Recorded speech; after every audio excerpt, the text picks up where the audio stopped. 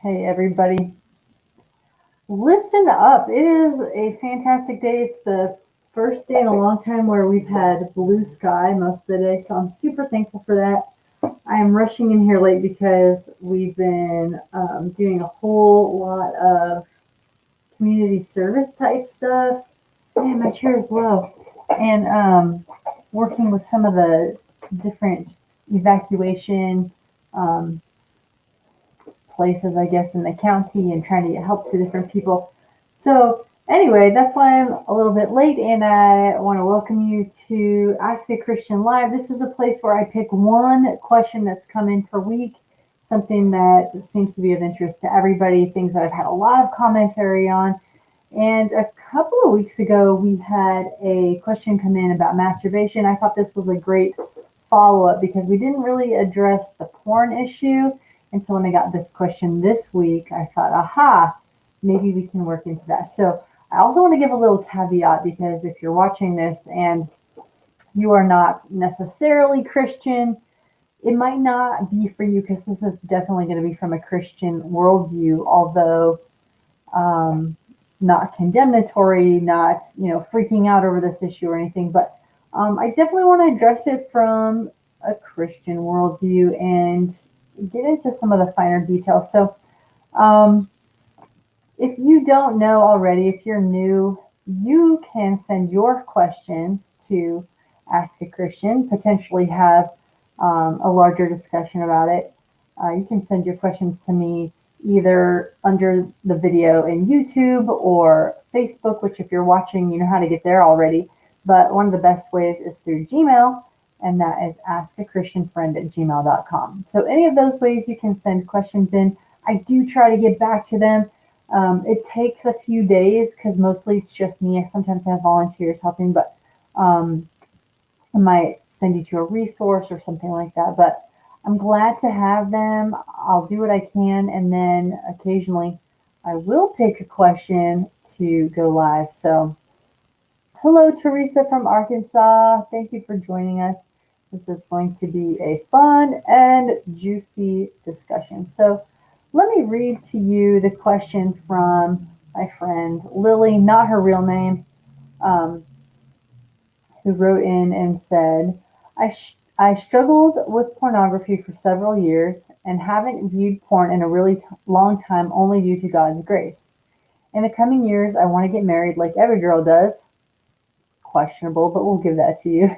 Yes, I am a girl who has struggled with porn. My question is, how can I start preparing my heart for sex within marriage, as porn has given me a worldly view of sex? And what should I be careful of when I date?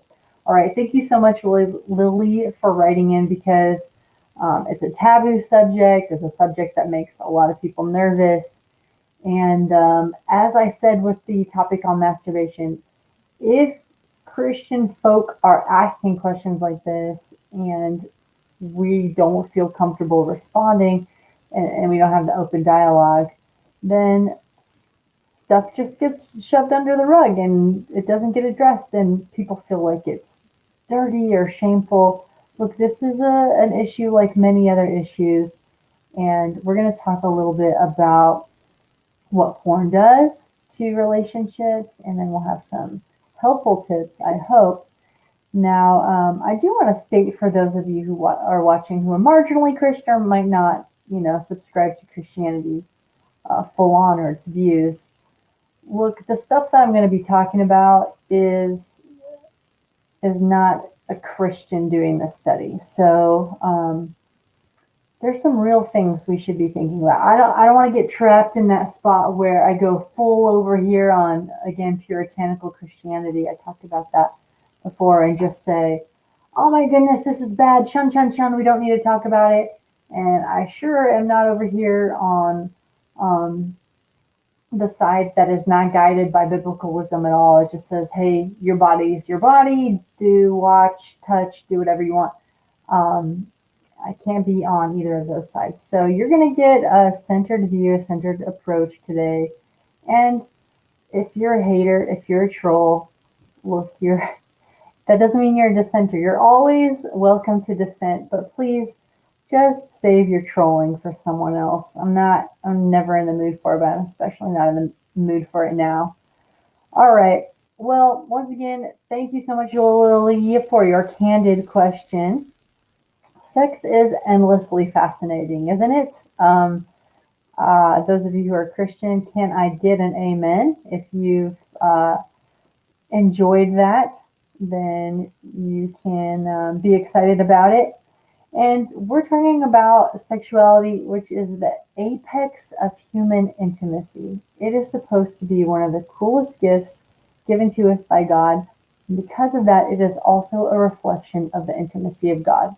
A lot of people don't ever think about that, don't know about it, but God calls himself the bridegroom in different scriptures and talks about his people, his church, if you will, as his bride. And for that reason, for that, um, for that connection, I believe the enemy, you want to call him Satan or devil or selfishness or whatever you want to call it, I call it him, Satan, is especially interested in twisting and attacking our view of sexuality. So, for this particular friend of ours, it sounds like she has overcome the temptation to use porn, but it has shaped her view of sex. So I want to talk for a second about how porn might shape our views of sex. And you are welcome to join in if that's something that you've used in the past or struggled with. And I do want to say some people are so surprised that this is a girl writing in, but 25% of porn users and growing are female. And it is one of the segments of the porn industry that's growing. And so it's a real issue and a real question. So let's look at what porn might do to change a person's sex life with their partner. And then we'll get on to other parts of the discussion. Most people don't realize this, but the US in particular has been studying porn for decades, about 30 years. And because this particular question was about porn's effect on relationship sex, we're not going to focus on other parts of this, but there is a larger scope to this question. Two very respected researchers at the University of Alabama studied the effects of porn for over 30 years and found some results that would be quite damaging to those of us who are looking forward to healthy sexual monogamous relationships. They found that using pornography makes many individuals less satisfied with their own partner's physical appearance. All right, I'm going to stop there because I feel like a fairly healthy female. I'm in my 30s. I feel like I get my sense of worth from the knowledge that I belong to God, from the knowledge that I was created beautifully, from my health, my abilities, all these things. Mostly, I would say, from my knowledge of who God is and who I am. But if that is not a struggle that I have fought every day, I don't know what is. I think that's probably really prevalent in a lot of females' worlds, even for those of us who are Christians. Has that affected you throughout your life? Let me know. Have there been times in your life where it didn't affect you? Please share your secrets. But if porn makes you less desirable to your partner because they're expecting a model, somebody who's always, looking like they got their stuff together, it's just a video, that hurts my heart. That's damaging to me. So it also makes them less satisfied with their own partner's sexual performance. Also scary to me. Yeah, I know that some people really struggle with this, and some people don't. By the way, I always want to say some people don't struggle with this, but the percentage and the chance that someone will struggle with their partner's physical appearance or sexual performance and be comparing them. Just the chance of that takes it out of the interest category for me. Sexual curiosity and affection, also things that people have reported struggling with after engaging in porn. This study says even those who view porn while single are affected because over time, many porn users' values change and that they are less likely to value monogamy in marriage. By the way, if you want to look up these studies, I do have a list of the studies that I've cited from. This one is Zillman D. and Bryant J. Influence of Unrestrained Access to Erotica on Adolescents and Young Adults' Disposition Towards Sexuality. I'll put that in the notes. What do you think? What are your major concerns about porn? If you've experimented with porn, did any of this happen to you? And if not, again, I don't want to ever overstate anything. I think that Christians can fall into the trap of saying like, this one sin is the worst of all sins. And I can't imagine that is the truth. But I do think that there's special consideration given to anything that would break up couples or break up families or homes. And that's why I love talking about it. I want to talk about it. And that's why we're here today. Let me read a little bit more from another study. They are also more likely to change their attitudes about sex and become interested in sex acts they previously would have found violent or repulsive. I want to state this because if your tastes in sexuality are changing like for the better, becoming more other-centered, you want to serve your partner more, if those were the effects of porn, I would not be fighting it or having a show about it. I would say, okay, Christians, I see that you have a point of monogamy with the eyes and the body. But if these studies are showing that they are more interested in violent or repulsive acts after being exposed to them, that's pretty concerning.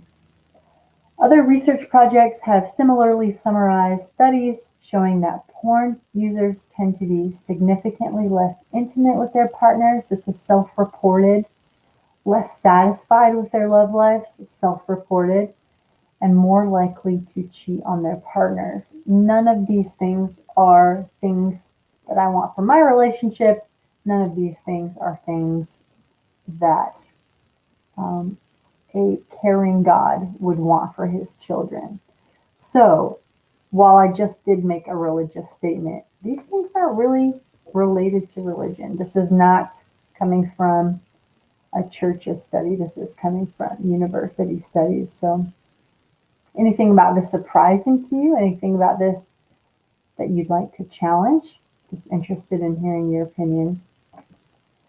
So after reading through 4 or so of these studies, the evidence to me seems that instead of creating intimacy, which I do believe it does for a moment, I do think that watching porn as a couple could be exciting, right? That's the thing about stuff that's not great for us. Sometimes up front, it does bring a lot of pleasure. I feel pleasure every single time I eat the cheesy bean and rice burrito from Taco Bell.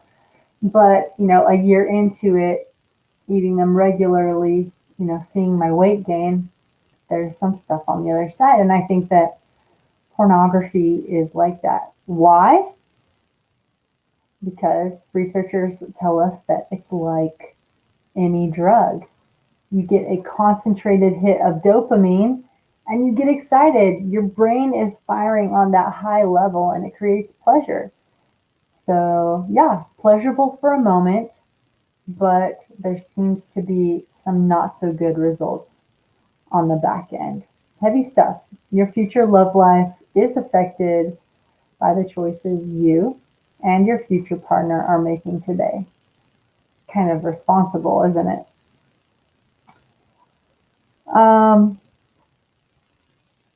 I wish I had known this earlier. I wish I'd known some of these studies earlier in my life. Not that tons would have changed, I guess, but I've been attracted to people before who, for them, porn was not a struggle. It was just a thing that they did. It was, just a thing that single people did. And so, being attracted to a guy in the early 2000s, I dated him a little bit. And then when he revealed to me that, yeah, he used porn as just normal, I tried to be cool with it. I wanted to be the cool girl that was, okay, whatever, your choice is your choice.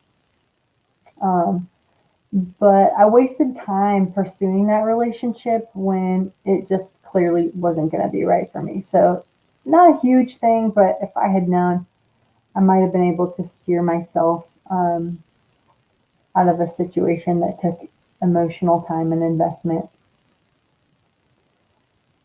Well, what can you do if your eyeballs have already beheld pornography? What if you're like my friend Lily and maybe it just wasn't once or twice, but you found yourself using porn hundreds of times?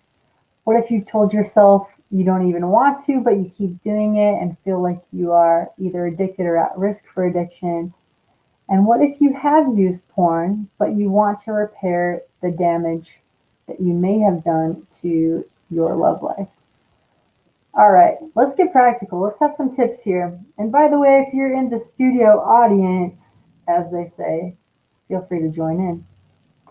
I want to give you 3 tips that are helpful to me when I think about stuff that I regret. And by the way, we didn't talk about the difference between visual porn, audio porn, whether a video or a magazine. Look, I'll just say I think all of it has that dopamine effect, that fake rush that makes the real rush less interesting. I think they all do that.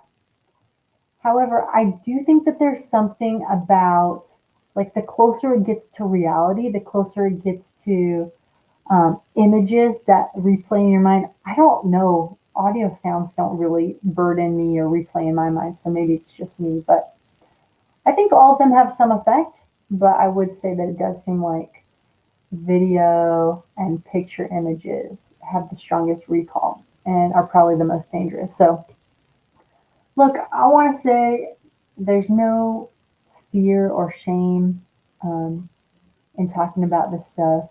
Um, I don't want you to have guilt over it for sure, because the same God who works miracles in the Bible is still in charge today, and he can give you power over porn. The most important things to remember are that you are not alone and you are not condemned. There's a Bible verse in Romans 8:1. It says, "There is no condemnation for those in Christ Jesus. Before there was sin, there was a Savior. Before there were captives, there was a deliverer." And so if you want out, you can get out. Number 2, stop playing. Don't tempt yourself to watch or read things that get you primed for porn. This has been a struggle for me. I will be frank with you. Growing up, I wasn't interested in watching like kissy TV or the soap operas that got hot and steamy or anything. But I do remember going to my aunt's house. I won't say which one in case she watches and feels bad about it. But there was a Harlequin novel in the upstairs, and I picked it up and I read about nipples getting caressed for the first time. And I was like, oh, that sounds so exciting. But it wasn't porn, but it did create an interest in me. And even a kissing scene, like in a PG-13 movie, can trigger your desire to see or feel more. Steer clear. When you're trying to eat healthy, you don't hang out near a donut shop. And when you're staying away from porn, you don't need triggers, because this is serious stuff. And if there is an enemy of souls, and he can use your sexuality against you, I believe he will. All right, number 3, if you know this has been a weak area for you in the past and you want to protect your future, you're going to need some accountability. Pornography basically trains your mind to use others for personal pleasure. It sounds harsh, but it's true. Very few people fantasize about serving other people sexually. It's all about what is happening to and for you. And if that's not the case, I mean, look, we can split hairs, but it just trains you to take advantage of other people. So if you know that you may be prone to using people through porn, guard against those thoughts. Take every precautionary measure. Just remember that your future spouse and you are going to be so thankful. And I would suggest some of the following bullet points. So this is still inside number 3, getting accountability. A, be accountable to other godly people, counselor, parent, friend. Talk to them and have them check in with you regularly, not to shame you or guilt you, but just to keep you above the board. B, give your parent or accountability partner a list of your email accounts and passwords. 3, install some software like Covenant Eyes or other similar things on your devices. It'll just help steer you clear. This one was surprising to me, but I can see how it works. D, going to bed earlier and taking care of your health, because temptation often strikes when your frontal lobe is tired and weak. E, fill your free time with fun, productive, healthy activities like exercise and service projects. What else do you want to add to that? There are probably so many helpful hints that I've left out. So if you've got one, put them in the comments below. We'd love to hear the ways that you've overcome, the ways that you've avoided, or things that you've told yourself to help make it less of a temptation. Finally, as our friend Lily asks, what are some things to look out for now as she's dating and as she moves into maybe engagement to heal herself and protect her heart for her future partner?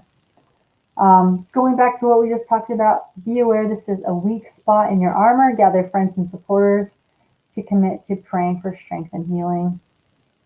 Number 2, only date people who share your commitment to not using porn. I know it doesn't seem like a first or second date question, but that's the kind of world we live in. Like, if you're starting to get flirty, if you know that there's interest past friendship, and someone has stated their interest, that, like, honestly, that is a great question.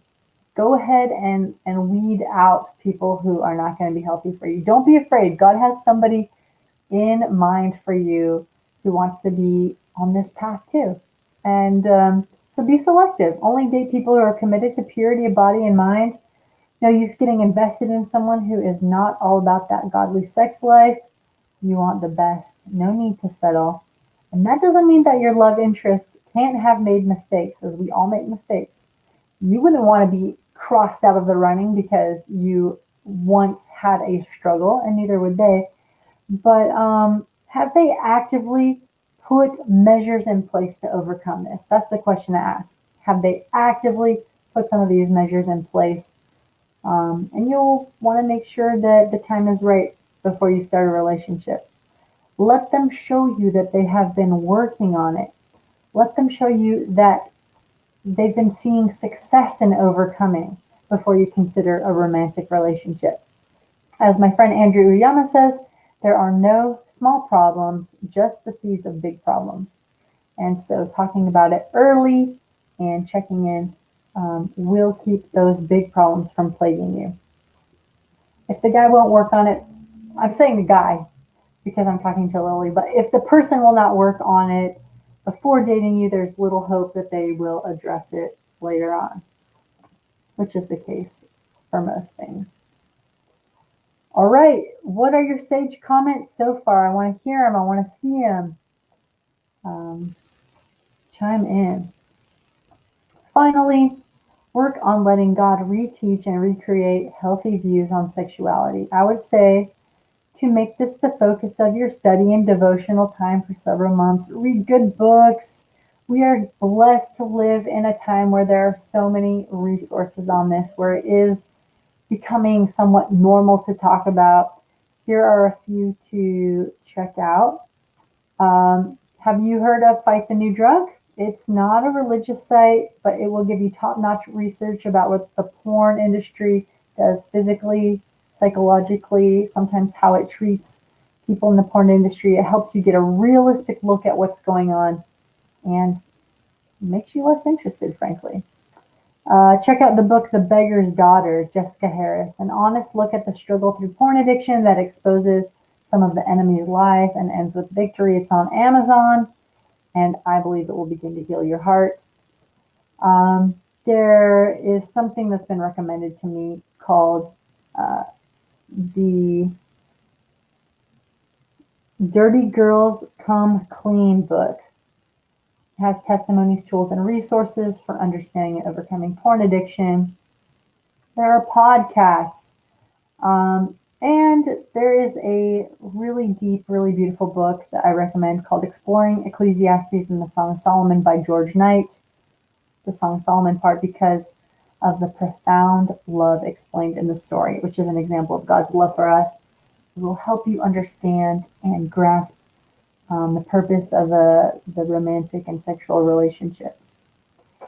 All right, that's all I got for now. I'm going to post some of these resources in the section below your broadcast so that you can see them and pick them up. And as always, I welcome your questions. I'm not afraid of them. There's nothing you're going to say or ask that is going to put me off or make me love you less. And so I just want to thank you for joining me today. Again, reminding you to send your questions to Gmail, askachristianfriend@gmail.com, or send me a private comment on Facebook or comment below YouTube if you're brave enough. Again, if you're a troll, get out of here. And I'll see you next time. I'm wishing you joy and peace for your journey. Thank you for hanging out with me today. Blessings on you. Pray for us over here in California and the wildfires. And I'll see you next week with another question from the Ask a Christian live session.